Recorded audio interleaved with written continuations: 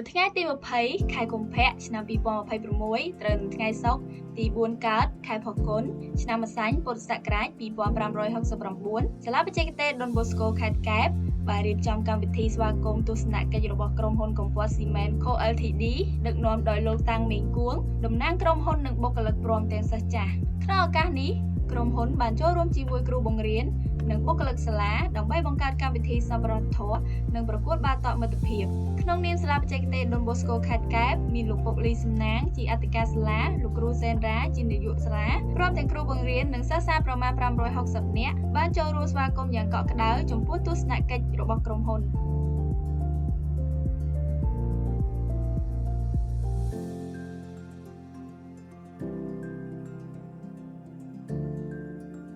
សបោនទៅជាក្មួយរស់នេះតែណាជានៅគុញច្រានហើយនៅកុំភ្លេចនេះគឺជាផ្ទះនេះនេះជាផ្ទះពូបូស្កូជាផ្ទះរស់យេចេញសូនសវគុំបាទទូទាំងប្រទេសកម្ពុជាទាំងមូលមានទី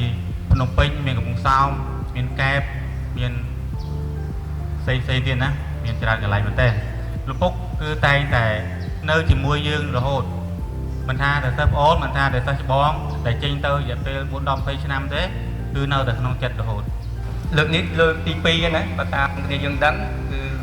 ដែលក្រុមហ៊ុនកពតស៊ីមិនបានមកចូលរួមទី3ហើយយ៉ាងងារមនុស្សធម៌នៅសាលាដុនបូស្កូខេត្តកែបហ្នឹងហើយកម្មវិធីយើងនេះក៏ប្រអាច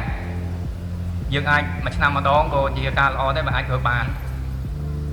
ព្រោះការយកអំណោយមកនេះវាមានទាំងជារបស់ក្រុមហ៊ុនកពតស៊ីមិននិងការចូលរួមផ្ទាល់ពីបុគ្គលិកនៅក្នុង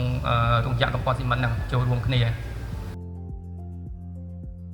គោលបំណងចម្បងនៃទស្សនកិច្ចនេះដើម្បីជួយគាំទ្រដល់សាលាកំពុងមានតម្រូវការខ្វះខាតរបស់សិស្សនិងក្មេងៗកំពុងស្នាក់នៅ